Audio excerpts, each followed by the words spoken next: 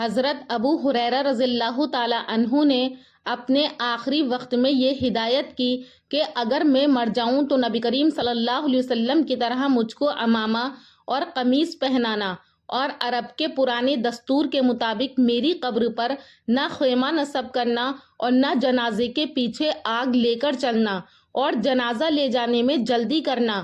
اگر میں صالح ہوں گا تو جلد اپنے رب سے ملوں گا، اور اگر بدقسمت ہوں گا تو ایک بوجھ تمہاری گردن سے دور ہوگا۔ السلام علیکم دوستو، آج کی اس ویڈیو میں آپ کے سامنے حضرت ابو ہریرہ رضی اللہ تعالیٰ عنہ کی وفات کس طرح سے ہوئی، اس واقعے کو لے کر حاضر ہوئی ہوں۔ اس سے پہلے کی ویڈیوز میں ہم نے حضرت ابو ہریرہ رضی اللہ تعالیٰ عنہ کی زندگی کے واقعات، ان کے اسلام لانے کا واقعہ، ان کی حضور سے محبت، اور اسی طرح سے ان کا حدیث کو یاد کرنا اور ان کی والدہ کا ایمان لانا، ان تمام عنوان پر ویڈیوز بنا رکھی ہیں۔ اگر آپ چاہیں تو ہماری وہ تمام ویڈیوز دیکھ سکتے ہیں۔ تو آئیے آج کی اس ویڈیو میں ہم چلتے ہیں حضرت ابو ہریرہ کے وفات کے واقعے کی طرف۔ اگر دیکھا جائے تو حضرت ابو ہریرہ رضی اللہ تعالیٰ عنہ نے ابو بکر رضی اللہ تعالیٰ عنہ کے عہد خلافت میں ملکی معاملات میں کوئی حصہ نہیں لیا، اس لیے کہیں نمایاں طور پر نظر نہیں آئے۔ اس مدت میں اپنے محبوب مشغل حدیث کی اشاعت میں خاموشی کے ساتھ مصروف رہے۔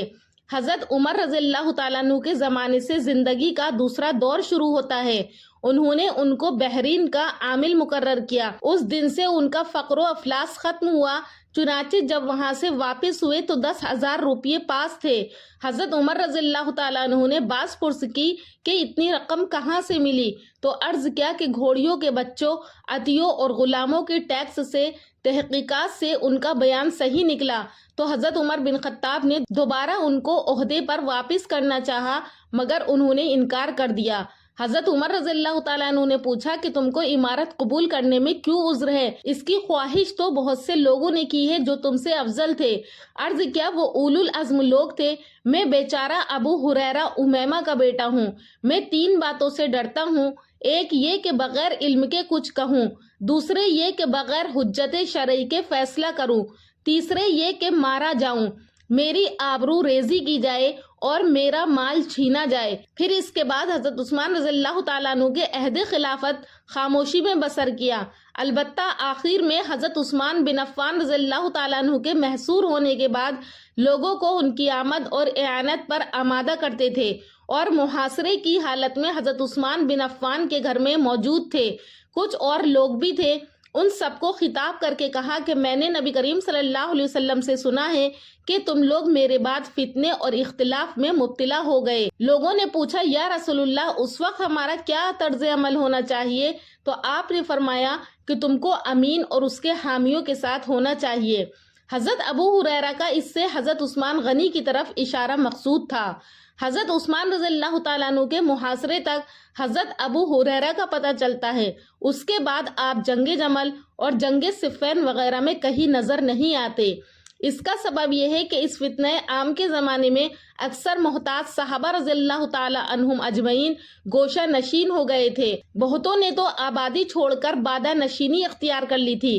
حضرت ابو ہریرہ رضی اللہ تعالی عنہ بھی فتنے میں مبتلا ہونے کے خوف سے کہیں روپوش ہو گئے تھے۔ ان فتنوں کے بعد امیر معاویہ رضی اللہ تعالیٰ عنہ کے عہد حکومت میں مروان کبھی کبھی ان کو مدینے پر اپنا قائم مقام بناتا تھا۔ سن 57 ہجری میں مدینہ میں حضرت ابو ہریرہ رضی اللہ تعالیٰ عنہ بیمار ہوئے۔ بڑے بڑے لوگ عیادت کو آتے تھے، خود مروان بن حکم بھی آتا تھا۔ بیماری کی حالت میں زندگی کی کوئی آرزو باقی نہ رہی تھی۔ اگر کوئی تمنا تھی تو صرف یہ کہ جلد سے جلد یہ دار فانی چھوڑ کر دارالبقاء میں داخل ہو جائیں۔ ابو سلمہ بن عبد الرحمن عیادت کو آئے۔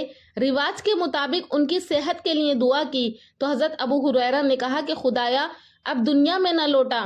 پھر ابو سلمہ کو مخاطب کر کے بولے کہ وہ زمانہ بہت جلد آنے والا ہے جب انسان موت کو سونے کے ذخیرے سے زیادہ پسند کرے گا۔ اگر تم زندہ رہے تو تم ضرور دیکھو گے۔ بستر مرگ پر پیش آنے والی منزل کے خطرات کو یاد کر کے حضرت ابو ہریرہ رضی اللہ تعالیٰ عنہ بہت زیادہ روتے تھے۔ لوگ رونے کا سبب پوچھتے تو فرماتے کہ میں اس دنیا کی دل فریبیوں پر نہیں روتا بلکہ سفر کی طوالت اور زاد راہ کی قلت پر آنسو بہاتا ہوں۔ اس وقت میں دوزخ اور جنت کے نشیب و فراز کے درمیان ہوں، معلوم نہیں کہ ان میں سے کس راستے پر جانا ہوگا۔ آخر وقت میں تجہیز و تکفین کے متعلق ہدایتیں دیں کہ حضرت صلی اللہ علیہ وسلم کی طرح مجھ کو عمامہ اور قمیص پہنانا اور عرب کے پرانے دستور کے مطابق میری قبر پر نہ خیمہ نصب کرنا اور نہ جنازے کے پیچھے آگ لے کر چلنا اور جنازہ لے جانے میں جلدی کرنا۔ اگر میں نیک ہوں گا تو جلد اپنے رب سے ملوں گا اور اگر بدقسمت ہوں گا تو ایک بوجھ تمہاری گردن سے دور ہوگا۔ آپ نے سن 59 ہجری میں انتقال فرمایا۔ انتقال کے بعد اس وصیت کی پوری تعمیل کی گئی۔ حضرت ولید نے نماز جنازہ پڑھائی۔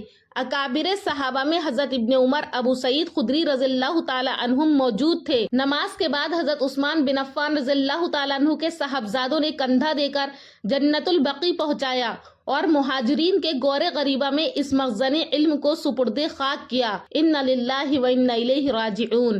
انتقال کے وقت آپ کی عمر 78 سال کی تھی۔ انتقال کے بعد ولید حاکم مدینہ نے امیر معاویہ کو آپ کی وفات کی خبر دی تو انہوں نے ترکے کے علاوہ بیت المال سے 10,000 درہم آپ کے ورثہ کو دلوائے اور ولید کو ان کے ساتھ حسن سلوک کی تاکید کی۔ دوستو، یہ تھا حضرت ابو ہریرہ رضی اللہ تعالیٰ عنہ کی وفات کا واقعہ۔ اللہ پاک سے دعا ہے کہ اللہ پاک حضرت ابو ہریرہ کے درجات کو بلند فرمائے اور ہمیں بھی حضرت ابو ہریرہ رضی اللہ تعالیٰ عنہ کے نقش قدم پر چلنے والا بنائے اور ان کی طرح حضور سے محبت کرنے والا بنائے۔ امید کرتی ہوں کہ آپ کو ہمارا ویڈیو پسند آیا ہوگا۔ اگر پسند آیا ہے تو ہمارے چینل نوری اسلامک ٹیوبر کو ضرور سبسکرائب کریں اور اگر مجھ سے یہ واقعہ بیان کرنے میں کوئی غلطی ہو گئی ہو تو میری اصلاح ضرور کریں۔